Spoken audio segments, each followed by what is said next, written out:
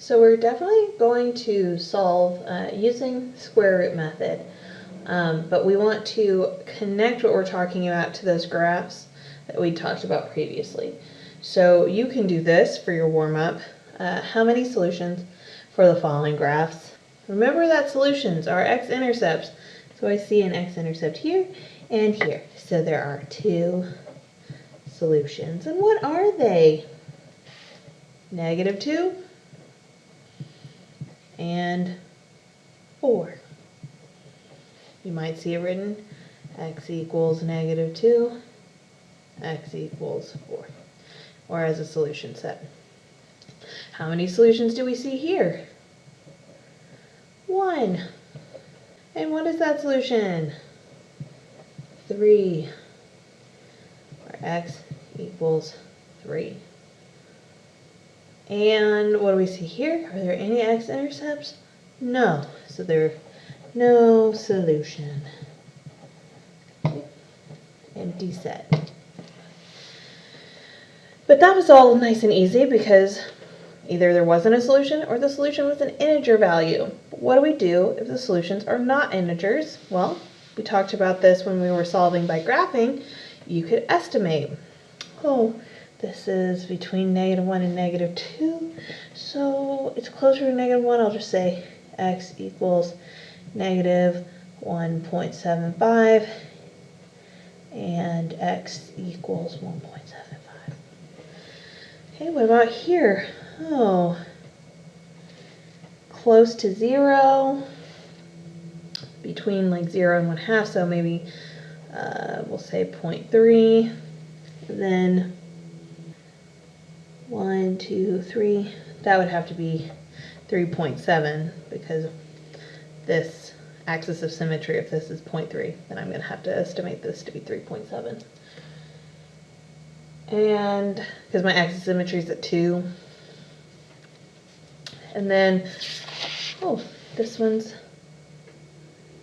opening downward, but we still see here, let's just say 1, 2, 3, 4, -4.5 and -1.5.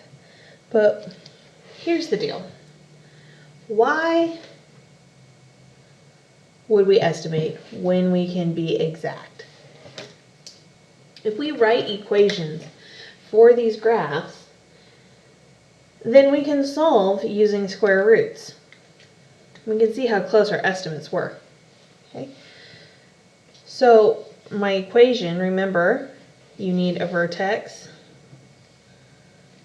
and my vertex here is at 0, -1, so I have an h value and a k value, and then I also need an a value, and my next good point is right here, so that's over 3. Normally if I go over 3 I'd go up 9, this one goes over 3 up 3. So going up 3 instead of 9 means my a value is 1/3. So if I write an equation and I want to know when y equals 0, 1/3 x minus h, x minus h would be x plus k. So now I can solve for x. Add 1 to both sides. 1 equals 1/3 x squared. Multiply, I'll use a different color, multiply by 3 to get rid of that fraction. So 3 equals x squared. Square root both sides. If I use my calculator, the square root of 3 is 1.73, and I said it was 1.75, so I got really close on my estimate, but we're going to write our equation as, our answer as x equals the positive or negative square root of 3. So it's exact, because that is an irrational number. I can't possibly write all the digits that are in this number, but now I know that it's positive and negative square root 3. let's write an equation for the middle graph. Here is my vertex, 2, -3, so I got my h, got my k. Over 1, up 1, my a value is 1. So I want to know when y is 0, what is x? X minus h plus k, because the a value is 1. And we have to solve. Add 3 to both sides. 3 equals x minus 2 squared. Here, I'm going to have to take the square root. Okay.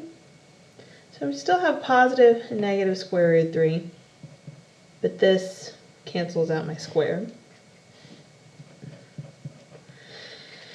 And then I add 2 to both sides. So x equals 2 plus and minus the square root 3. So let's compare with my estimate. 2 plus the square root of 3 is 3.7. Oh, I got so close. 2 minus the square root of 3 is 0.26. So I feel 0.267, which rounds to 0.27. So I got really close, but was it exact? Would you want these numbers building your bridge or these numbers building your bridge? And some bridges are parabolas, so think about that. Okay, and last one where we're going to write the equation. My vertex is at -3, +2. So I got my h and my k, and my a is over 1, down 1, so a equals -1. So when y equals 0, negative x minus h plus k. Okay, step 1, subtract 2 from both sides. -2 equals negative x plus 3 squared. Okay, I can divide by -1 to get rid of this negative over here, which is good because the next thing I'll do is take the square root, and I don't want a negative value in there because I can see that there are solutions. Square root both sides. So I have the positive and negative. Square root of 2 equals x plus 3. Subtract 3 from both sides. X equals -3 plus and minus the square root of 2. So again, last time, let's check my estimates. -3 plus the square root of 2. -1.58. So I was a little farther away on this one. -3 minus the square root of 2. Okay, so I was within a tenth, so estimating worked out for me in a certain way.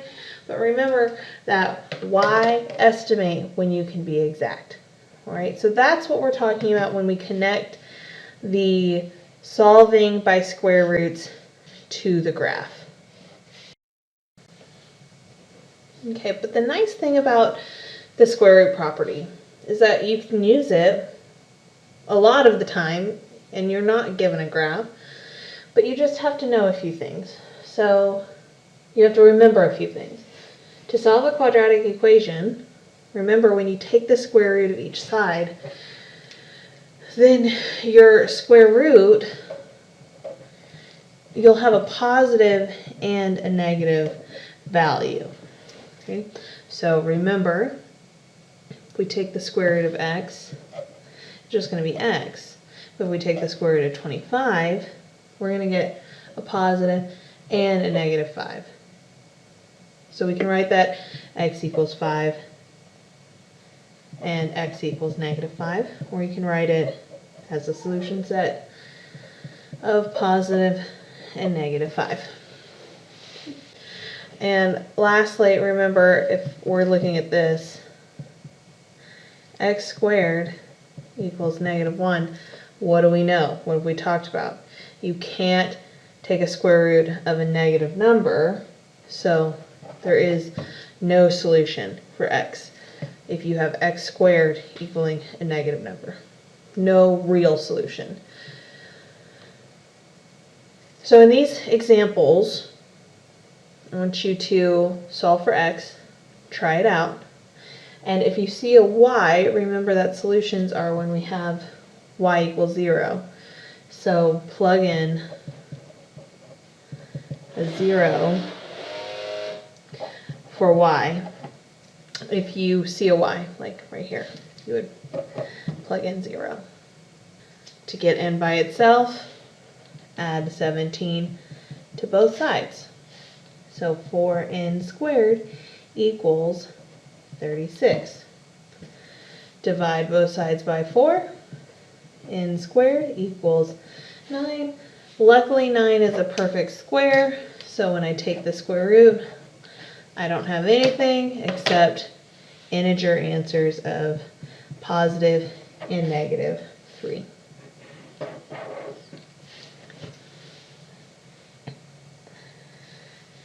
In this second problem, we're going to add 12 to both sides.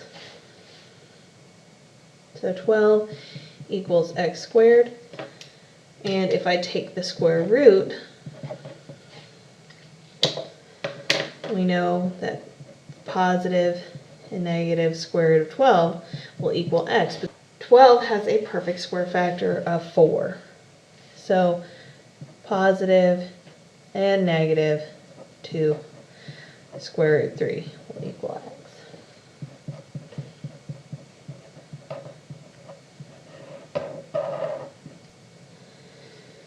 Okay, when we have this one, we're saying 0 equals negative 2x squared plus 3, so we subtract 3 from both sides.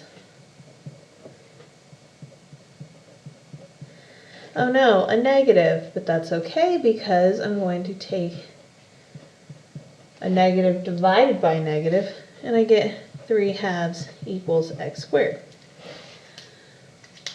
And I'm going to take the square root here, and we get a positive negative square root 3 halves equals x. But remember, this is not simplified because it has a fraction in the radical symbol. So you have to recall how to rationalize the denominator, because this is like saying square root of 3 over square root of 2. So we're going to multiply it by square root of 2 over square root of 2. So x equals square root of 3 times square root of 2 is square root of 6. Square root of 2 times square root of 2 is 2. Now in this case, we are taking the square root first. That's the first step we're going to do. So we get k plus 2 equals square root of 16 is 4, so positive and negative 4. And to get k by itself, I subtract 2. So k equals negative 2 plus or minus 4. Now a lot of people accidentally leave their answer this way, but that is not acceptable because you can simplify. You know what negative 2 plus 4 is, and you can figure out what negative 2 minus 4 is. So you have two solutions here. You had two solutions on all of these problems, but on this one you actually can simplify. So k equals negative 2 plus 4 is 2, and negative 2 minus 4 is negative 6. So negative 6 and 2 are my solution set. So the biggest thing to remember is simplify when you can, and that there are positive and negative square roots. We're going to write equations in vertex form and find exact solutions for these graphs. So for vertex form, you need to know your vertex and you need to know your value of A. Over 1, down 2 means my A is -2, so this is H. So 0 equals A times x minus h squared plus my value of k, and we have to solve for x. Minus 5 from both sides. Divide by -2.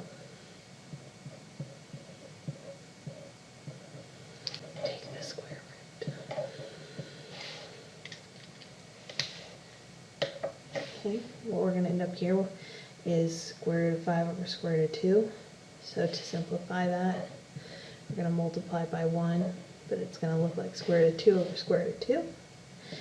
So this is the positive and negative square root of 10 over 2 equals x minus 2.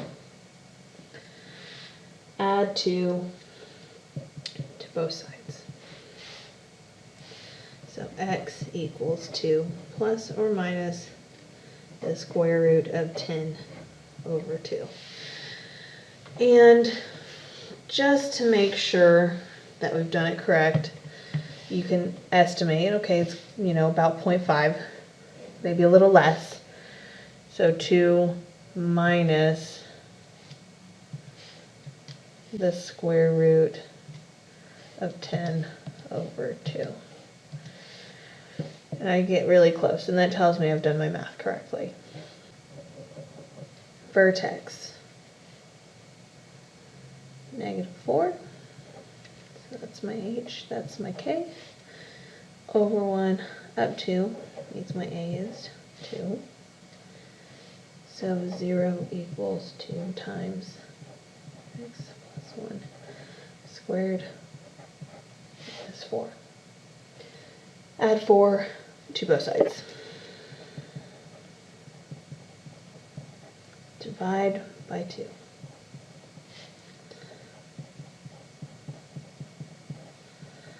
Okay, now we're at the point where we take the square root.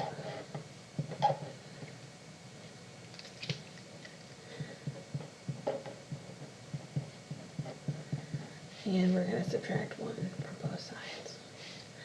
So x equals -1 plus or minus the square root of 2. Again, please check your answer by estimating and then putting that in the calculator and seeing if you get what you want. So notice you're always going from your axis of symmetry. So this to here is -1 plus square root 2. So this is -1, that's my axis of symmetry, -1. And like right here, 2, that was your axis of symmetry. You're adding something to it and you're subtracting from it because you're going in both directions. So -1 plus square root 2 would be this point right here, which is close to 0.5. And again, I get 0.4. -1, 8. So h, okay. Over 1 down 2, another -2. Oh, y, I wrote y, but remember what we want y to be, 0. Okay. -8.